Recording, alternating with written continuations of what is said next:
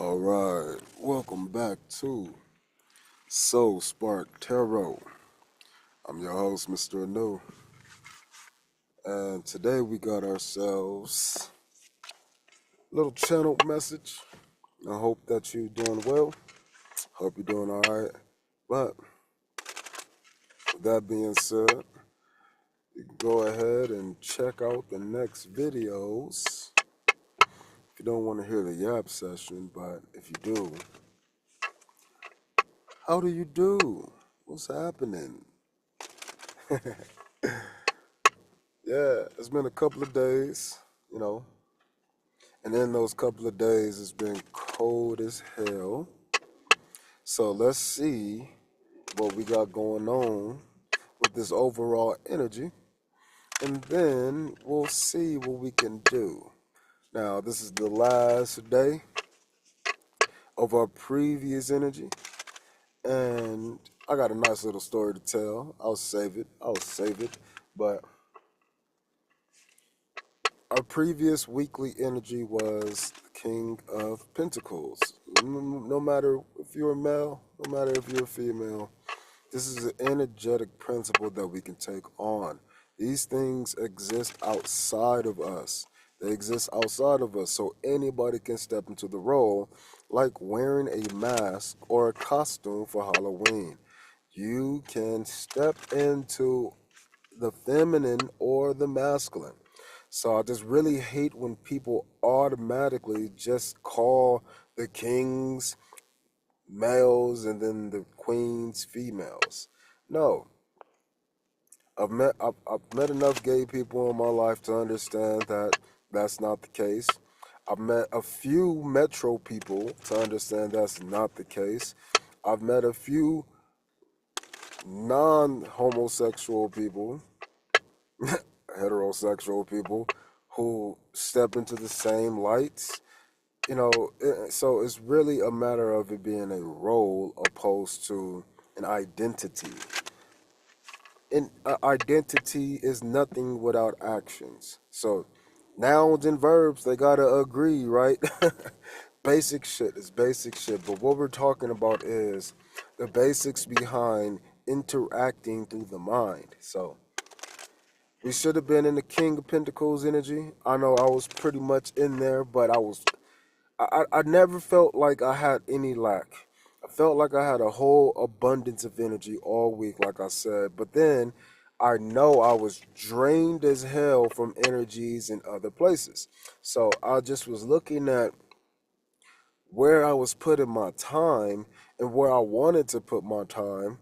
And I realized that I had enough energy and time in abundance in a lot of places outside of the places that I wanted or I needed. So I gave a lot more to my body and my spirit this week.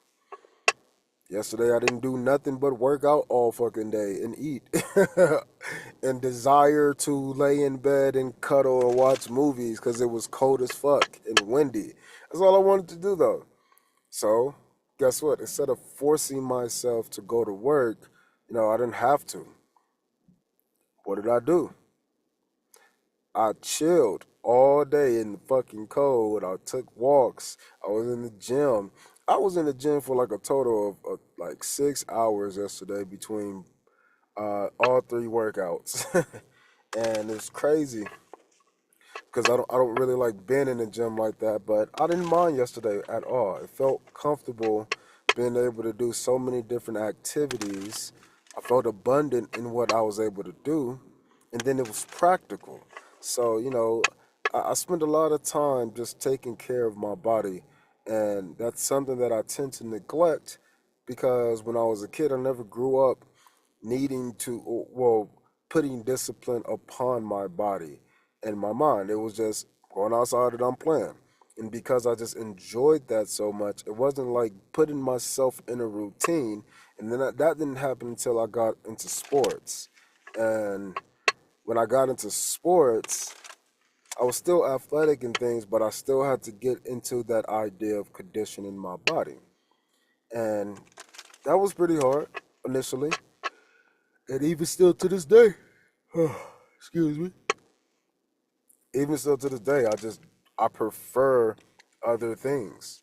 But like I've been teaching them Respark Fitness Motivation, I've been teaching that you need to find something you can appreciate about the things that you don't enjoy so then they can become more enjoyable. It doesn't shift them into enjoyable, it just becomes more enjoyable, a little more, but I still don't like it. You feel me? So if this is all the activities I don't like I don't like going in the gym and just lifting weights. I don't. I'd rather move the weight around like I was taught with my last trainer because again, moving weight is cool, but being explosive with the weight is better. Being mobile with the weight is better. So think of more like CrossFit CrossFit training for like contact sports.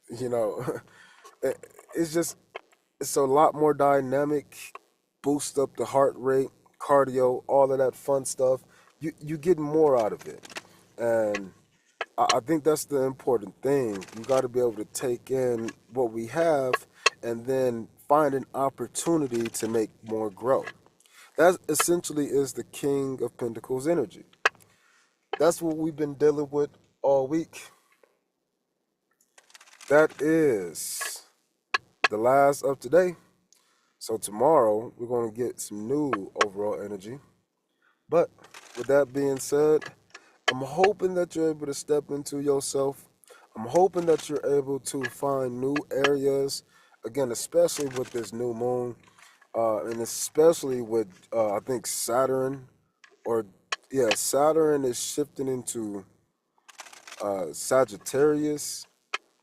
So these are long-standing things moving with new higher ideals, old traditions and new ways to that keep them traditional. Happy birthdays instead of just with cakes. Now you got happy birthdays with cheesecakes. It's just a slight change on something that's traditional, but it remains the same. Another, I used to have a lot of Leo friends who would really demonstrate this principle of stylistically bringing in traditions with new flair. Old traditions, I'm sorry, with new flair. And, I had one Leo acquaintance back in the day. They had a pecan pie for their birthday. I had another one who had a McDonald's burger cake, which is just like a cake made of burgers stacked on top. That shit was pretty cool. Um, there's another time this person they had like a it was like a meal, like a Salisbury steak birthday cake meal. But these Leos, they're bringing in the old tradition of birthday cake, and then they're bringing in new flair with burgers, mashed potatoes and gravy, and pecan pie, and then like I said, cheesecakes too. So it's just like old stuff, new ways, new time, same me. So let's get an overall energy, and then we'll talk about it on the next one. Just because, again, a lot of this stuff, a lot of this stuff that we're trying to do here is simple. Simple. We're trying to get ourselves into a position to where we can feel comfortable. We can feel comfortable doing all the things. The whole point of me putting that towel up is to try to get rid of the sun, but I guess the sun just want to, make his face known in this video. But yeah, a lot of the information that we have going on in ourselves is being processed in new ways. And so because it's being processed in a way that we typically don't understand, so we need to allow for time to step into our own universes. When we shift the times around, then we shift how we interact with the times outside of us. So you'll spend time in certain places. Excuse me. You'll spend time in other places, but the key is you are changing your time. And most people don't even realize how much of a blessing that is to alter their own state of consciousness. It's the whole point of me even writing all the books. It's the whole point of me creating the online courses. We do all of these things to help you understand how you can help yourself.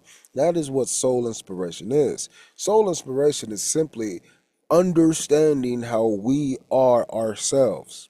And because ourselves change, and because we as an identified self also change, there's two changes happening twice.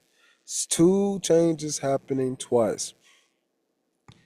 I realized that I'm a really, really good teacher because I've taught so many things. And so, like, where this principle comes from is the matrix or matrix mathematics. If you know anything about, kids being smart and shit, right now I have private sessions with kids for intellectual examinations. So ki- imagine tutoring for a certain test. So that's what I'm doing. That's what I do. Outside of writing books, life coaching cards, and trying to get people motivated for life. But I help children understand intelligence. And when I'm helping the children understand intelligence, I'm helping them layer the intelligence. One of them looks at this mostly spaces or nonverbal cues, and then another test, there's a ton of them, but another test looks at the differences between nonverbal and verbal cues within the same realm. And then there's another one that looks at the same thing, nonverbal and verbal cues, and outside of their realm or scope. So imagine throwing a person into another country where they don't speak the language. So what do they depend on to try to get around with shit? Well, they got to use their eyes and see what they have around them in space. So when you seeing what you have in your space, it helps you dictate other actions that you can take when you were in similar spaces, although you were in a complete different country, although you were in a complete different vocal system, verbal system, language system. You're in new places, but things remain the same. That's what we're dealing with when we're talking about spatial intelligence. But then we have rhythmic intelligence, sound or audible intelligence. There's visual intelligence. There's layered intelligence. There's, again, the verbal intelligence. These are layers of things that we all possess. But if you don't ever want to take a look at them, you'll never grow and develop them.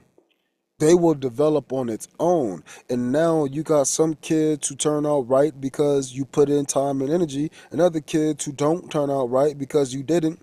And then you got kids who don't turn out right because of all the time and energy you put into them. And then you got kids who do turn out right because you didn't put no time, energy, and effort into them. Two things, two times. Two things, two times. So this is why I always be preaching so heavily upon you have to understand that time is the only thing that exists. Time is what creates these other areas of life, and these times are in spaces. So you need to have time and you need to have spaces, and they need to be interacting. And when they're interacting, they create the changes that you see. Because the only thing that you can see are the things that your light or your eyes and light are reflecting upon within that time frame. In other words, this movie theater versus that movie theater. The movies is changing, the movies are doing different things, the movies are playing at different times, even though they started at the same. That is the big key. So, yeah, that's what we're dealing with these energies today. We're looking at viewing the world around us in a multitude of facets. Again, a multitude of facets. You should be desiring to be most of you, because just becoming more familiar with yourself, that will allow you to become more happy with yourself because you got more parts of yourself to be happy with. One thing that I've been practicing is affirmations, but I wanted to say reaffirmations because that's really the case. I've been allowing myself to feel uncomfortable. Uncomfortable as hell in a lot of situations. But because I have the feeling being produced, I've already realized that the feelings is just a feeling. Normally, you have thoughts that can trigger a feeling. Maybe they're in the right now, maybe in the past, maybe it's a future thought. But then you also have situations around you that will also create feelings. So, the best way to do anything when you're adjusting the sensations of those feelings within is to reaffirm to yourself what you have in your mind. In other words, always on the back of your mind, have a vision of what you want to see. Always in the back of your mind, have words associated with that vision, such as, man, I'm so happy.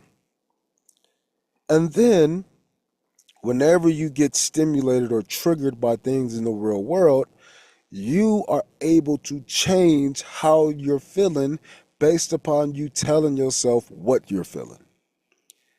Wow, this is a weird sensation. I never would have thought I was in a situation, but in the back of my mind, man, I'm happy. So it's allowing you to accept that feeling. Even if it's making you uncomfortable, you can accept that feeling.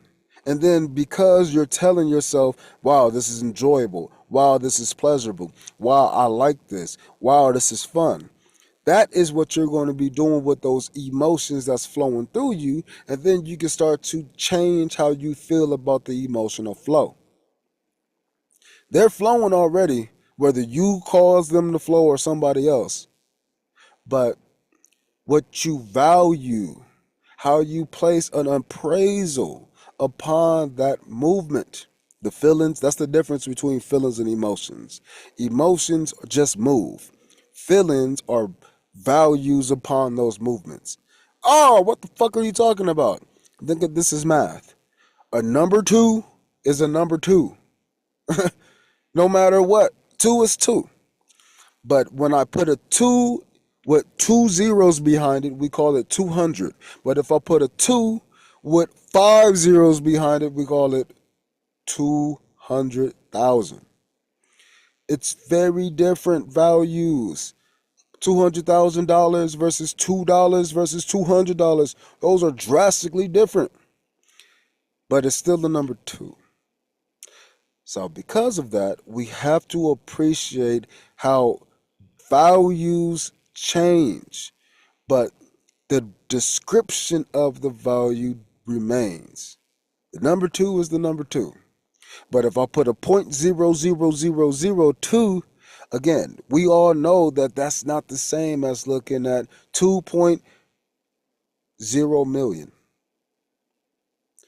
We have to start to appreciate the fact that we can be so flexible with our minds. Our bodies, they might not be as flexible, so it's nice to go and get your body into a flex state. Go play, in other words. But sometimes playing looks like Pilates. Sometimes playing looks like uh, pull-ups. Sometimes it looks like drawing. Sometimes it looks like helping another. These versatile aspects of the presentation, these presentations change because you have changed over time.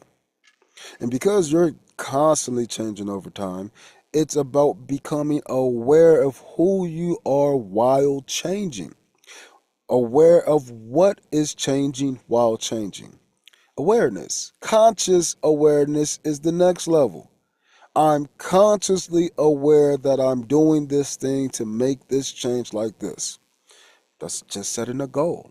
I'm consciously aware that I'm in a gym to lose 10 pounds. It's very simple when we understand how to understand it. It's a very simple problem if we understand how to simplify the problem.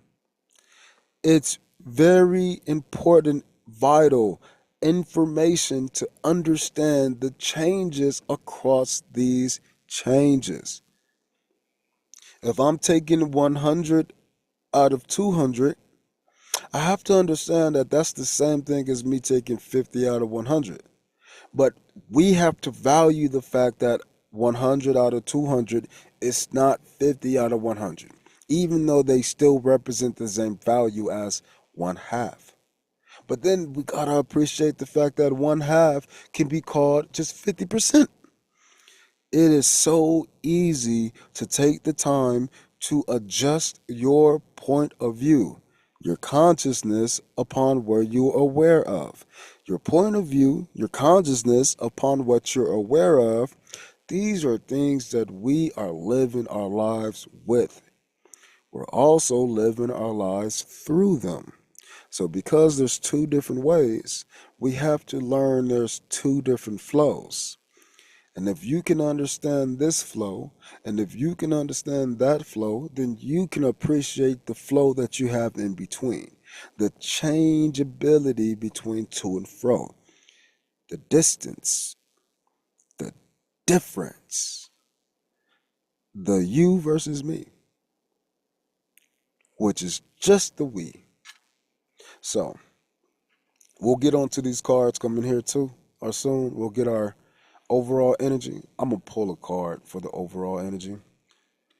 And yeah, I hope you enjoyed this spiritual yap and you understand that you can make your own changes in your life by simply knowing what time it is. So, for our pull, Queen of Swords. So, we'll get on this. We'll give you a little bit more information about the next video, Queen of Swords energy, and then we'll see what we got. So, all right. See you next time. Peace.